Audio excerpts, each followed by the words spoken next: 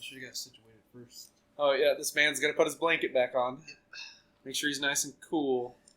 We gotta become my supervillain persona.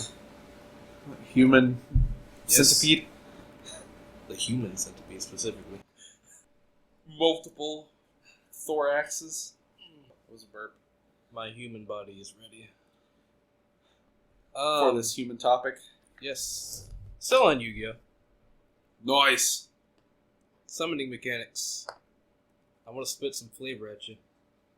You remember fusions, right? I do remember fusions. So, do you remember rituals somewhat?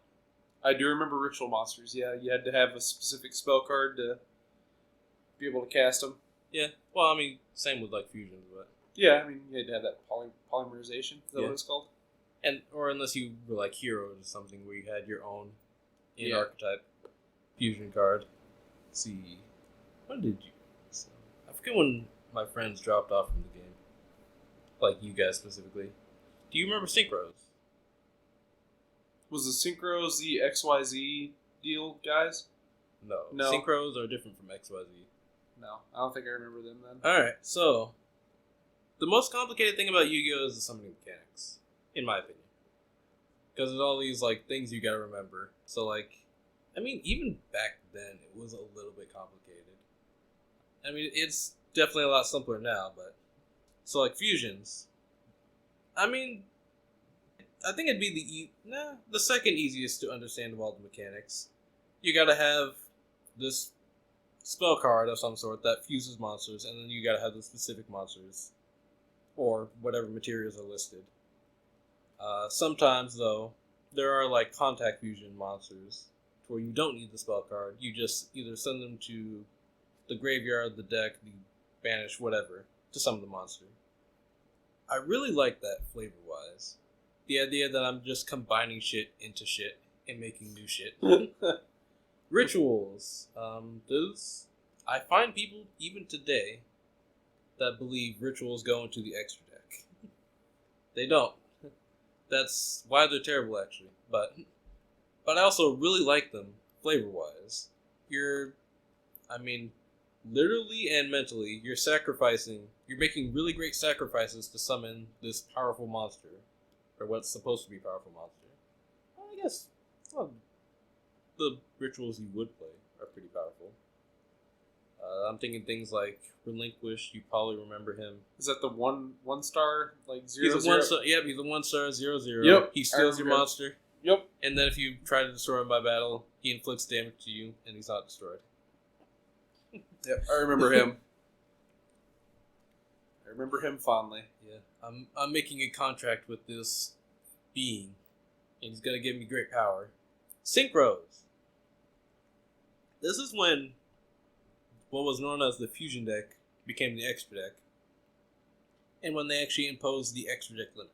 Before, you could just have any number of these in your extra deck or fusion deck. Yeah. Now you can only have 15. A lot of people were upset, obviously. Not only that, you had to have these tuners in your deck. They say tuner on them. A lot of them usually are low level, and they have some way of getting another monster out onto the field. So it's not that bad. The synchro monsters, when they're released, were like almost mandatory to play. It's like, I'm thinking things like Stardust Dragon. What is it? Hot Red Dragon Archfiend is the one. Stardust Dragon is if your opponent activates a card that would destroy something, banish this, tribute this, your cards are not destroyed. And then during the end phase, it summons itself back. Oh, pretty cool. Yeah. Especially in, I think Mirror Force was limited at the time, so protection from Mirror Force. Yeah. Pretty cool. Dark Hole. I think Regeki was banned, but stuff like that. Hot Red Dragon Archfiend. We were still back in, Wall Up Yu-Gi-Oh! Caveman Yu-Gi-Oh! Kind of, where you setting a bunch of monsters face down defense was actually a viable strategy. Yep. So this guy said, fuck that. Destroy all of those monsters. Like Man-Eater Bug? Is that what this is called? Or when it flipped, it destroyed something. Yeah. Yeah, I that's mean, pretty this cool. guy would lose to Manager Bug, but after he did, he'd destroy anything that was in defense position. Yeah. Yeah, I don't even know if I'd know how to play Yu-Gi-Oh anymore. Honestly, like I could teach you. that's how I remember. I it. could I can teach you the ways. Come in my van, I have little cards. boy. Come in here, little boy. I'll show you how to play the Yu-Gi-Ohs. A lot of people like hated them when they came out. Now that script has completely flipped. A lot of people love it. People say it's like the best summoning mechanic. Unfortunately, I think flavor-wise, they're like the weakest. Yeah, the weakest flavor-wise. So I have this tuner, whatever that is, and this other monster, and then I guess they sync up to make something. Yeah. Seems like a fake fusion. Yeah. It's not even real. Just a pretend fusion. And then I think another thing, me and a lot of people that didn't like synchros when they came out agree on. I don't like the idea that I have to play these tuners. Like these, maybe my deck doesn't have a tuner, but I have. And if I want to use this synchro monster that maybe my deck could use, I have to play a tuner of some sort. I don't like that at all. Flash forward, we get Xyz. I mean, with every summoning mechanic that gets introduced, you're going to see a lot of people say, "Game dying. We don't like it. I'm quitting the game. I'm done. Screw this. The game is dead. It's going to die like tomorrow." I don't know. Nexus of Fate. Ban Nexus. Ban it all. From the human card games. A lot easier. These are probably the easy. Nah, I guess I would have to give that to fusions because there's a lot of rulings that come in with Xyz monsters. So, the second easiest to summon though. You take two monsters of the same level, put them on top of each other, put the Xyz monster on top of that. Really cool, actually. It also really opens up the door for their effects because Xyz monsters usually have effects that say, detach an Xyz material, do this effect. So like Utopia, I'm thinking monsters like that. When any monster declares an attack, even your own, you can detach a material, negate that attack. Really simple, but really powerful, especially for that time. What else? Dark Rebellion Xyz Dragon. Detach two materials from this, so all of them. Target one monster on the field, its attack is halved. This card gains that halved attack. So when you detach from it, does it still get to stay on the battlefield? No, when you detach, they go to the graveyard. Okay. Even if it's a card that says like there's a lot like especially like tuners and stuff, when you summon them from the graveyard, they're usually banished when they leave the field. If they're put under a Xyz monster though, they still go to the graveyard because they technically didn't leave the field. That's where the complication comes in with the Xyz monsters. However, I think in terms of flavor, my second favorite mechanic. It's especially if you like watch the anime and see how they're presented. Fusions in the anime, you usually show polymerization or something, and these two monsters go in, kind of like the polymerization card. Yep. And then out pops Mystic Metal Man. I remember the one that I remember is Curse of Dragon, I think is what it's called, and Gaia something. Gaia the Fierce Knight. Yeah. And then it made like Gaia Dragon Warrior or something like that. I forgot his name too. He wasn't good back then either, but he's still what? He was like I think it was like 2300, 2700 or something like that. I could be wrong. That's not what makes a monster good though. Back then, dude, when I played Yu-Gi-Oh, it was all about who had the most attack on the battlefield. I mean, that may be true, but even back then, like, people didn't want to play Blue Eyes Ultimate Dragon, even though it had 4,500 attack, because it required 3 Blue Eyes to summon. True. Why would I trade 9,000 attack for 45? No sense. Magic. That's why. Let's see. Synchros in the anime. This is really weird. They kind of like... Who does that? I think it's like the Flash, where you played Injustice. Yep. Alright, you remember when, like the Flash does like that stance or something. He kind of like zips back and forth. Oh with it. yeah, when he kind of do. vibrates. Yeah, they kind of do that in the anime, and then Synchro Monster. Cool. They sync together. It's electrical. It's kind of weird. I don't know. That's so cool. Xyz monsters. From what I understand, you like summon them from some Xyz dimension or whatever, and then the materials that you used are like they're visible on the monster. That's like it's almost like every Xyz monster has mana that they then use to activate their abilities. I love it personally. Unfortunately, most of the extract monsters today that are broken are Xyz monsters because of how easy they are to summon. Yeah, I can see that. They've also gotten a lot of other card banned because how easy they are to summon. They brought back a lot of old decks that couldn't make it in the Synchro era. Because most decks usually have same level monsters, whereas not every deck can just fit a tuner in there. So I love it. Probably the most, I can actually say this now, the most controversial, I can't say that word today. Controversial. Yeah. Hated mechanic, because it is the most hated mechanic in Yu-Gi-Oh! Pendulums. I'm gonna get some. You're in for a treat. Pendulum. Pendulum monster. Are they trash? No. Or are they so trash that they're good? I mean, the ones that are good are amazing and played today even. And the ones that are bad are terrible? Yeah. Here it is. Oh, he's whipping out the dick box. Here's one. Don't freak out. Just give me your overall impressions. DDD, Oblivion, King, Abyss, Why are their names so long? So that's a DDD thing. That's specifically a DDD thing. You special summon a DD monster, except during the damage step, you can target one DD monster in your graveyard. Any battle damage.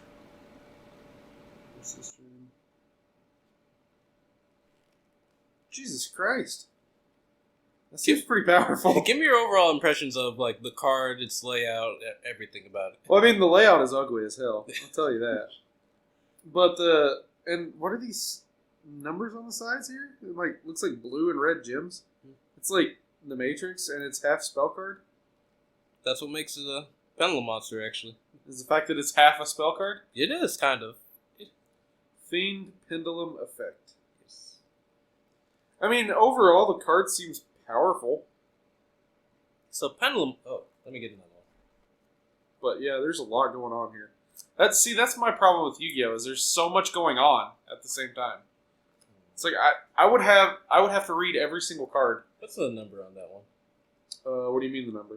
The number on the sides. 5. On both of them. But no, I mean, Yu-Gi-Oh's art is always really good too. It's just you just always have so much going on. Get the other one out. It's just there's always so much going on. All right, pendulum monsters. They're half monster, half spell. Cool. There's these zones on the field called the pendulum zones. You can place them there to have them activate as spells. That's where you use their top effect. You don't get to use their bottom effect if they're spells. Okay. Then you can also summon them as monsters in the monster zones, and that's where you get the monster effect. So, in addition, you may have noticed these gemstones and these numbers. Say I have this guy in this pendulum zone. He's scale 1. This guy in this pendulum zone, scale 10. I can now summon, from my hand or face up from my extra deck, any monster whose stars happen to be in between these numbers exclusively.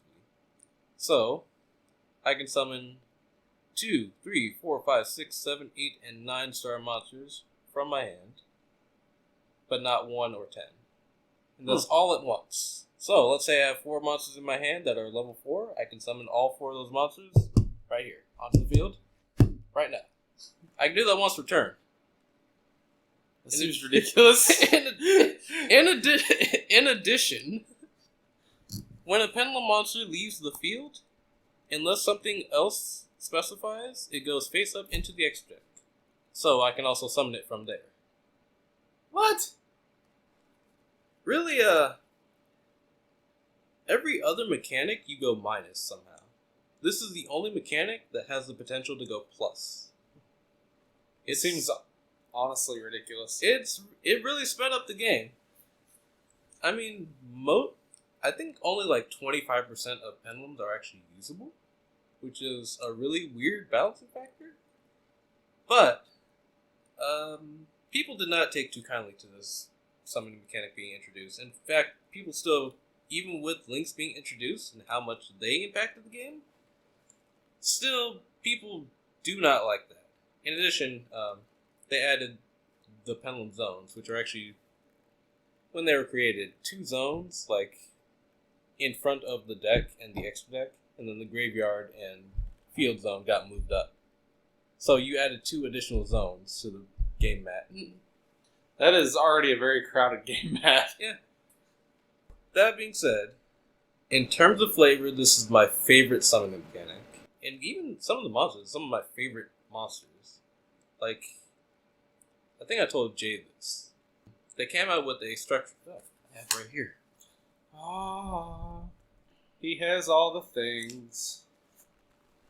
All the robot things. Human things. All the human Let me read to you the back of the structure deck. Describes Order of the Spellcasters, debuts the Endymion archetype. Break the spell. Break it.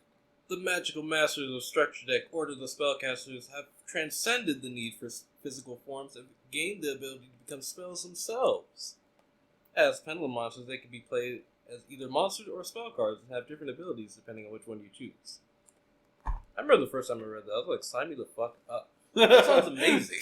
Sign me the fuck up. The spellcasters have like they've transcended the need to be spellcasters. Essentially, they are spells. That's dope. That sounds super dope. In addition, they all have the ability to summon themselves from the pendulum zone, so they can you can play them as a spell card and then summon them to be monsters. That's crazy. I love it. The pendulum summon, as it's called, where I can summon between the numbers exclusively all at once. So, I think the way they did in the anime, Yuya essentially swung a pendulum, and then as that pendulum, kind of like a fade in or a fade shot, the monsters appearing from the pendulum. Dope as hell. I love that. Dope as hell. Especially when you consider the fact that Yuya in the anime, he was losing a battle and then just invented a summoning mechanic. So he could win. Fuck the rules. Yeah, exactly. Rules are meant to be broken. He's losing and he just invents a summoning mechanic. I know what to do. Cheat! I mean, the way it's explained to me, he wasn't cheating technically because the program they're using only recognizes summoning mechanics, and apparently that's one of them, I guess. Whoa! He's the only one who's done it. Who did it at that point. Did you say his name was Yugiya? Yuya. Yuya. Yes. Okay. So he's different from Yugi, right? Very much so. All the Yu-Gi-Oh protagonists have names that start with Y. So you got Yugi, Yugimoto, Jaden Yuki, Yusei, which is 5Ds, card games on motorcycles. I think his name is Yuma. I can't remember the Xyz guy. His name. I think his name is Yuma. Then Yuya, which is pendulums, and now we are at Link Monsters, Yusaku. He's the most different from them, at least. So, do they ever reference, like, Yugi or anything Yes, in the anime? they do. Does he ever just show up randomly, like, hi, I'm short. No, I'm tall. In GX, Yugi actually makes an appearance. Let's see. 5Ds, so Yusei. he's referenced. He's like the greatest duelist who ever lived. I forget what they did in Zexal, Yuma. With Arc 5, Yuma, or Yuya, Pendulum Guy. It's a bit weird because of the way the show is structured, but I'm pretty sure there's a reference in there somewhere because there's references to a lot of other characters from like every past Like season, or whatever series. Yeah, I don't know if they make any references in Brains or Saku Link show. I haven't watched too much of that show anyway, but they definitely make references. It's still within the same universe, same world, whatever. Let's see. Oh, I want to move on to Links. Link monsters. They did a lot of things. By far, one of the easiest things they've ever introduced to the game. Let's say you're trying to summon a Link 2 monster that says 2 monsters. Yeah, it's materials or 2 monsters. Okay, these are 2 monsters. Send them to the grave. I got a Link monster. That's it. easy enough. Yeah.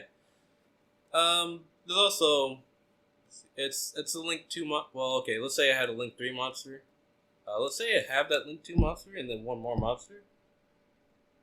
And let's say the Link 3 monster's requirements are actually no. Okay, let's say it's a Link 4 monster with the requirements 2 plus monsters. And let's say I have 2 of those 2 Link 2 monsters. Because they're Link 2, they count as 2 Link materials. I can use them to summon the Link 4 instead of using 4 monsters, which I would normally use. I think the biggest thing that makes people not like this mechanic, other than like the individual monsters themselves, but that's with like every summoning mechanic. Take another drink.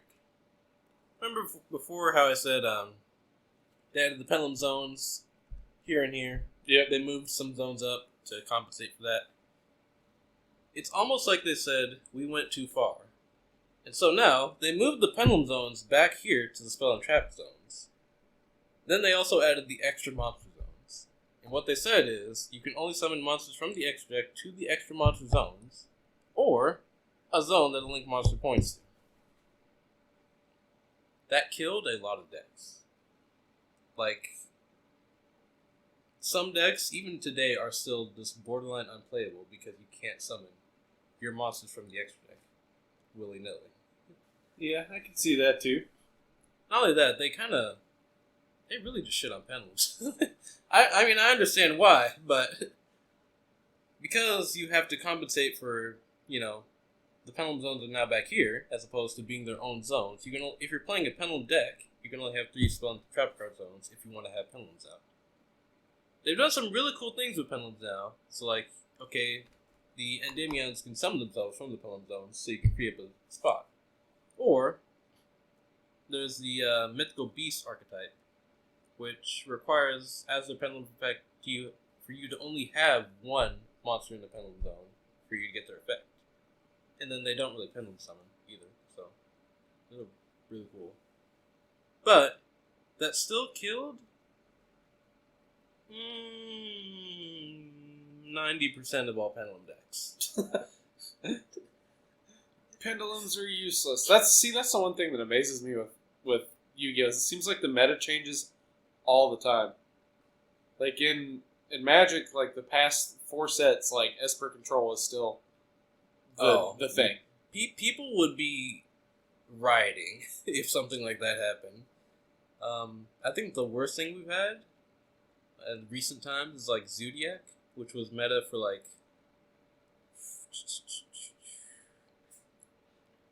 I think about a whole year, actually.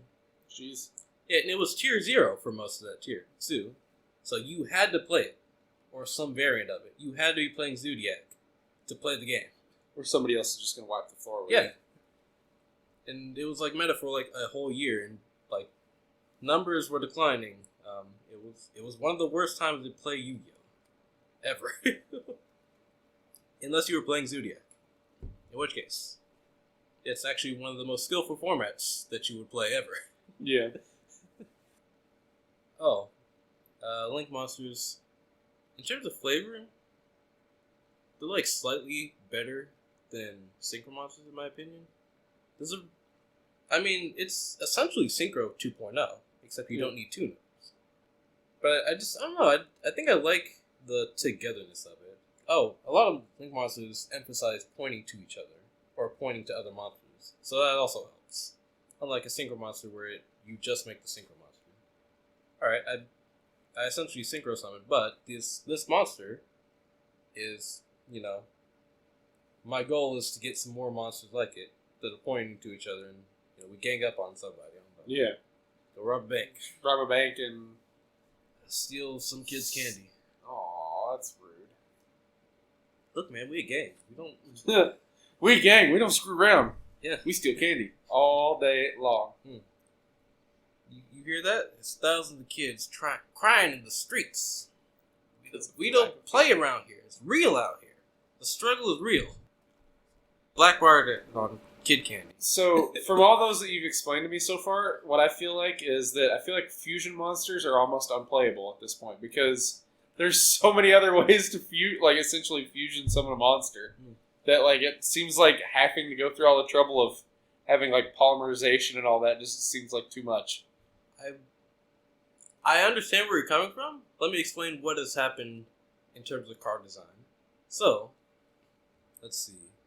Let's go back to rituals for a second, actually, before we do that. Okay. Rituals have always been the worst summoning mechanic because you have to have the monster that you plan to summon in hand and whatever you plan to tribute, which is usually 2 or more monsters. And you have to have the spell card.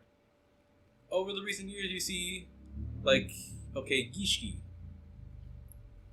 Hold on. I don't have it on me. There's a lot of in-archetype searching and recycling.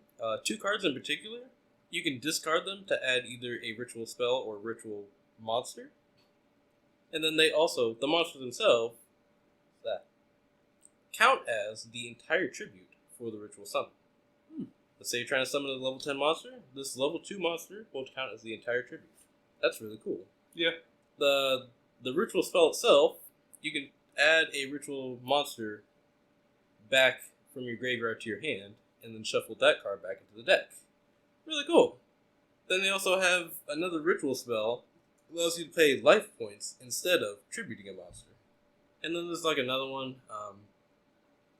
You pay life points and then you also tribute your opponent's monsters. It's a little bit iffy though, so it's not all that useful. But the other two, pretty good. Interesting way to go about it. Then they come out with a lot of the ritual decks at that point now have in-archetype searching and lots of ways to recycle and gain more stuff. There's some generic ritual support that comes out that allows you to search for almost anything ritual. They come out with Necros, which I think at one point was tier 0. That proves that Konami can make anything good if they try. The thing with this deck is that literally everything in the deck searches. It's this ritual monster does things when it's on the field, but you can also discard it to add something. Or when this card is tributed or banished for a ritual summon, you add something. When this ritual spell is in the graveyard, you can banish something, add it back to your hand. Or no, add another Necros card to your hand. Everything searches shit. And it's ridiculous. And then also Genlock. There's a generic ritual support that locks your opponent out of special summoning monsters from the extra deck. Or no, special summoning in general. Even worse. And Necros becomes tier 0. It's fucking ridiculous. See, back when I played Yu-Gi-Oh! Special summoning wasn't even really a thing. You didn't really special summon all that often. You just normal summoned and tribute summoned. And occasionally fusion and rituals, but those were not really well used. That is a special summon though. Oh yeah, I guess it's true. Nowadays, they have incantations, are what they're called. It's a ritual archetype, but it also counts as generic-ass ritual support. Some of the most generic ritual support. It allows you... I don't remember all their effects. But essentially, when you summon them, and you summon them basically for free, and then they add something ritual-specific to your hand. So a ritual spell, ritual monster. Essentially what Gishki did, but now for every deck. They also came out with a card called Pre-Preparation of Rites. So if your ritual spell card summons a specific ritual monster and it's listed on that card, you can add both that card and the ritual monster to your hand. So that one card essentially allows you to go +1. Yeah. And that's a theme with a lot of these like generic ritual support cards. They usually go plus instead of like neutral or minus. Which is in any other deck broken. Yeah. Pot agreed. Broken. Pot agreed. Must ban. Alright, let's jump into fusions. Contact fusion. I talked about that a little bit. Let's see. Neos wasn't all that good. It's playable now, but Contact Fusion, every deck kind of does it their own way. Let's see. I think the first use was Neos. Neos wasn't all that good, but you had the two monsters on the field and you shuffle them back into the deck, and then you summon the fusion monster instead of needing a spell card. Unfortunately, the Neos monsters themselves weren't all that good, so it wasn't really played. But they did come out with Gladiator Beast. That actually was good. You also had to shuffle them from the field into the deck, but they had a lot of ways of like getting themselves out. They were battle based, and usually after they battled, they shuffled themselves back into the deck, summoned another monster, and when that monster is summoned from the deck, they had more effects that usually revolved around getting advantage. And then you shuffle those back into the deck to summon your fusion monster. A lot of shuffling going on. But those actually were good, and even though they weren't supposed to be, they were actually played. You didn't need a spell card. They're fusion monsters. What's the next? ABC as well. Except this time, you don't need them all on the field. You just need them in your possession. So like you could have maybe one in the graveyard, one on the field, one in your hand. You have to banish them to summon your ABC monster. And then that ABC monster specifically also had an effect to put itself back into the tribute itself, and then summon the ABC pieces back again. So you could summon another one, maybe next turn. It was pretty good at the time. Sounds a lot better than XYZ Dragon Cannon. Most definitely. The card was so broken. It was so bad. Nope. It was so broken, no one used it. The last time that I played Yu-Gi-Oh! Somewhat competitively was when Cyber Dragon was still a thing. Okay, Cyber Dragon's playable today. The way they've gone with that deck, a little bit like Rituals, to where almost everything is searchable, but like to a degree. Also, a lot of the monsters have effects that allow you to fusion summon, so you don't get a spell card. Let me think. Oh, Ancient Gear has this. They have a monster, like, you summon it, I think it, like, inflicts damage to your opponent first, and then you can, like, you use whatever you have in hand to fusion summon something. So pretty cool shit. They've also got cards. Certain archetypes have fusion spells that allow you to fuse from the deck. I'm thinking something like Shadows, where if your opponent controls every, like, spell card like this has some sort of requirement. I think Red Eyes was actually the first. So with Red Eyes, you can use monsters from your deck, but you can't special summon for any other monster for the rest of the turn. Kind of sucks, but for what it was. Trade off. Yeah. Shadows. If your opponent controls an extra deck monster, you can fusion summon from the deck. Really great because Shadows were an anti-extra deck based deck. Really weird. Anti-special summon in general. Let me think. Gem Knights. They have Brilliant Fusion. You just send, it's limited to Gem Knights, but you send monsters from your deck to summon the Gem Knight. It's also a continuous spell, and if that continuous spell leaves the field, the monster is destroyed. But pretty cool all around. Yeah. There's a lot of the way they've gotten card design is they're trying to eliminate some of the problems with these older extra deck types. I think they have yet to move on to like XZs, but I think it's gonna take a while because XZs were like so powerful. Yeah. And so generic. Even So today. generic. Talk about flavor. I guess I could. Synchros. The way they've gone with them today, they've always kind of done this, but they essentially just expounded on the fact that tuners either summon themselves or summon other monsters to make synchro summoning easier. Yeah. And then there's synchro tuners, like synchro monsters that are tuners, so you can keep synchro climbing as it's called. Synchro rad. I don't know. It's a lot of people. A lot of people don't like all these like summoning mechanics. In my opinion, it really got bad when they introduced links because unlike every other summoning mechanic, you didn't have to play them. Yeah. Whereas links say you get one Xyz monster, unless you're playing links. We need to Play some links, you know. So Whereas- kind of a forced pivot, Yeah. essentially. Panel monsters, people hated them, but you didn't have to play them. Yeah. You should probably learn how to play against them, but you didn't have to play them. Right. Synchro, XZs, you didn't have to play fusions. People still don't play rituals. Rituals are still trash. But unfortunately, links changed the game to the point where, like, you have to play this. Yeah. And they didn't slow down the game either. A lot of people thought that links were here to, like, slow down the game. Yeah. Nah. I think, 2 months after it was introduced, Spiral got released. And that deck was... it was also an extra link strategy.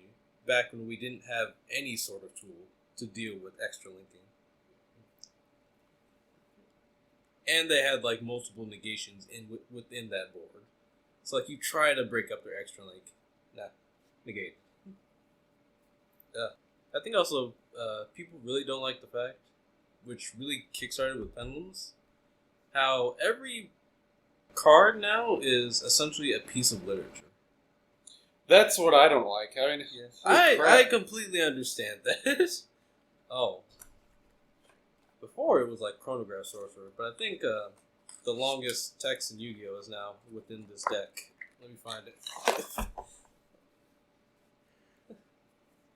There he is. That motherfucker right there. Jesus. Why though? They had to shrink the text and everything. I don't even want to read it. Like, see, this is what. Also, the card quality is crap. But it just feels really thin. Look at the warping too. That's because it's new. And all Yu-Gi-Oh cards are kind of thin. Yeah, I don't even want to read it. That's just too long. See, this is why I wouldn't be able to play Yu-Gi-Oh. I'd get frustrated and be like, "All right, I don't get it. I'm done." It's man, like you gotta take notes on every card. Every card is not like this. It's Maybe true. like 25% of them. Yeah. That's still too many, but like okay, I think this is acceptable. I mean, maybe you don't think so. No, that's too much. All right. See, like, even this on a Magic card to me, like, and all... So, really, you can get rid of, like, all of this, because it just explains how a mass works. And, like, to me, that's... So, without the like, a mass explanation, it says, when this enters the battlefield, amass 1. Zombie tokens you control have Death Touch. That's perfectly plenty for me. I think the reason they do that for Magic is because there's all these... They keep introducing new keywords. That's one thing I hate about that, actually. They just keep introducing these keywords, and some of them don't explain what that is. Right, yeah. Like, see, this one is flying. Whenever this deals combat damage to a player planeswalker, proliferate. Easy. So I'm assuming you would think that this is okay then. Yeah, that's two sentences. That is all you need. The problem is, when you do that, you get cards like Pot of Greed. Draw 2 cards. That's it. Cool! That's it. Broken. Draw 3 cards. Best card discard in 2. Yu-Gi-Oh! Only because of how few much text there is. Yeah, it's a necessary evil, unfortunately. I don't like it. Otherwise, cards become broken.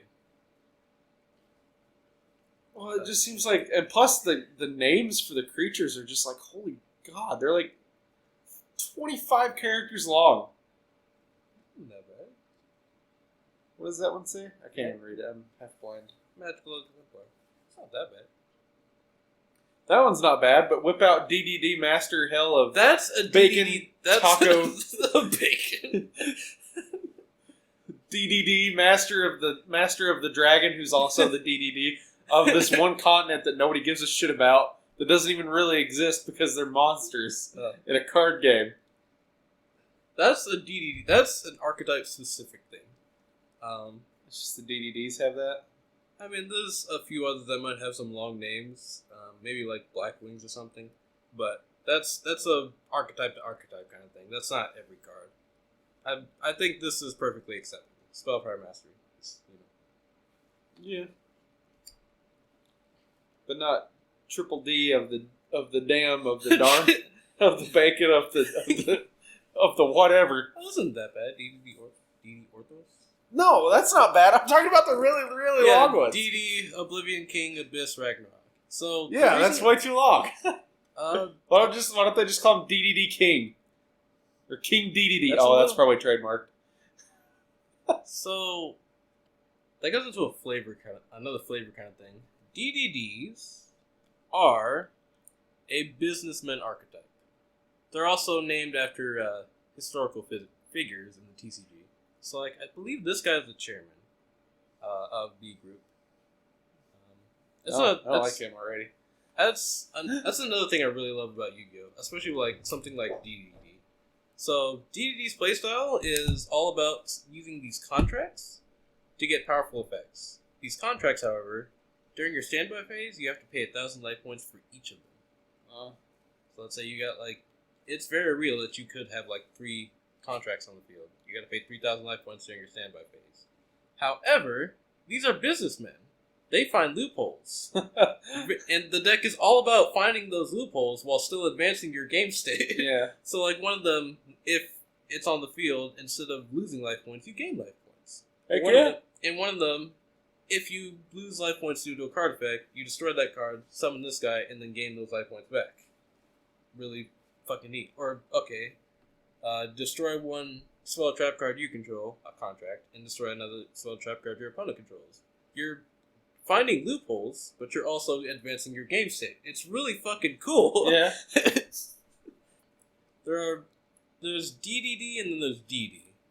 DD is like your average worker guy. You're the henchman, essentially. And then the DDD are like the people in management. Your chairman, your executive, your CEO. Things like that. But they're monsters. Yeah. They're monster business people. I don't know. Monster business. Oh, okay, yeah, and then there are spells and traps. DDD Human Resources. You get it? I get it. Let's see. Human resources. I think there's actually a card in here called Contract Laundering. Yep, Contract Laundering. A real ass card in DD. It's the fucking best. DDD Contract Change. Fucking Dark Contract with the Yami Makai. Forbidden Dark Contract with the Swamp King. Things like that. Things like that make me love the archetypes in this game. What else? Okay, the Order of the Spellcasters. Mages that are now magic themselves. I'll take 10. Give me 47 of those bitches. Let's see. I think I explained this to Jay as well. There's an archetype called Rocket in the TCG. They're essentially bullet dragons that they're link summon up into this gun dragon. And then they also keep summoning those bullet dragons out to shoot out of this gun dragon. Or whichever gun dragon you prefer to pick. Sounds pretty cool. Yeah. Another gun-related archetype. Magical muskets. You summon one dude, and it's the scariest shit. Well, it's supposed to be the scariest shit in the world because you could have 4 bullets in hand, you could have 4 duds in hand. your opponent doesn't know. Your opponent is essentially gambling on the fact that you may or may not have have enough bullets to defeat them. The bullets in this case are spell and trap cards that you can activate from the hand instead of setting them. Yeah. That's pretty dope. What else? Black Wings. Birds of a feather flock together. They all, like 90% of them have effects where if you control a Blackwing, you summon another one from their hand. And then you synchro summon with them. Pretty neat. Synchro bird. Yes. Synchro bird. What else? Pendulum Magicians, actually. Another pendulum-based archetype. They're essentially conjurers. Usually using the Pendulum Magicians themselves as like scales to summon like dragons or something. Specifically like Odd Eyes Pendulum Dragon or something. They're a bunch of conjurers summoning big ass shit to throw at your opponent. It's my kind of archetype. Yeah. It's some really cool shit. It ties both into their artwork, the like names of the cards, and their playstyle. And I love it. Does Magic have anything like that? I mean, yes and no. Alright. Like, they're different guilds, like, especially for the Ravnica block, different guilds are known for doing different things. Like, Dimir is known for, like, hand disruption. Like, remove cards from the hand, surveilling, setting up your next draw. That's what I noticed, actually. Like, I noticed I'm liking a lot of the things in Ravnica as opposed to, like, other stuff. Magic sets. A lot of people do because of how, like, the guilds kind of tie themselves together. Like, Boros is all about beat the fuck out of you. Like, Boros just, like, launch shit at you as fast as I can, as much as I can. And that's it. They're like, I felt it. there's tons of stuff, like, there's tons of Boros cards that are, like a 4-mana 5/2. Like, something that's gonna die to a 2-drop, but it's gonna, like, if they don't have an answer for it, you're gonna take a lot of damage. I've noticed. Like, or a lot of hasty boys, too. I noticed before this, I'd play, like, one blue deck, and then, okay, blue. And then I'd play another blue deck, and it's like, I feel like I played this before. Like, okay, I go from, like, merfolk to wizards. Yeah. They're different enough that you can distinguish them, but it's... Then, like, Selesnya is all about, like, token generation, like, making a bunch of tokens. Golgari is all about, like, graveyard stuff, like, working with your graveyard. Azorius is, like, straight up control. Yeah. Deny your Yeah. opponent. Let's see, what guild am I missing? Orzhov is... Orzhov is more, like, sacrificey. Rakdos is just crazy. Like, Rakdos is one of those, like... Rakdos is pretty much just jank. Like, the main Rakdos card, Rakdos Lord Riots, he has an enter the battlefield ability that whenever he enters the battlefield, flip a coin for every non-demon card, essentially, and if it's heads, destroy it. Tails, nothing happens. So it's like going out on a whim, essentially. And then there's also like making sure you deal damage to people to enable like cheaper casting costs. Alright. Then Simic is all about weird stuff, like dealing with creature types. Like you've got like an elf ooze crab, or, like mixed character types or creature types. Okay, so Rakdos is chaos. What is Selesnya? Selesnya is token generation. Oh wait, no, not Selesnya. Simic, the thing you just said. Simic is they have adapt. So their whole thing is messing with creature types. Like you've got like Prime Speaker Vanifar is an elf wizard advisor. Or I'm sorry, an elf ooze advisor. Oh, okay. And then Sharkdo Crab is a shark octopus crab. And there's like it's stuff like that. Hydroid Crisis is like a jellyfish hydra or something like that. I mean, it's just weird shit that makes absolutely no sense. Yeah, right. And then their main mechanic though is adapt, where you put X +1/+1 counters on it. All right. So it's all about like having goofy shit and building it up to smash face. With a little bit of control dipped in there, not as much. And then let's see, we have Boros. Gruul is again smash face. It's kind of like Boros, just the opposite. Or just Boros is more like they have Mentor and stuff like that. You want to be swinging with multiple things at once. Gruul is like, I don't care what I have, it's going to start swinging at you. And then, I feel like I'm missing one. We did green and red. Yeah. Blue and green. That's 10. Oh, I got them all. So, okay. and that's the basic wheel. Now, you also have the 3-color wheels from, I think it was the Cons block, where it's like Jund, Grixis, or essentially all the 3-color things. Alright. And now those get a little bit more confusing. But Ravnica is a fun set when you just look at, like, especially for drafting. Holy shit! Like Ravnica and Ravnica Allegiance, those were like the 2 funnest draft sets I've ever played because of how much, like, there's so much diversity, and everything was tied to your guild. It was so cool. I think I definitely want to see more of that in Magic. I don't know if they'd actually do that, but I doubt it. That's I think that's one of the things I love so much more about Yu-Gi-Oh! Than Magic. Whereas, okay, you have Ravnica and Magic, but like almost every archetype is like Ravnica and Yu-Gi-Oh! Yeah. And then they have like some lore behind it too. Sometimes.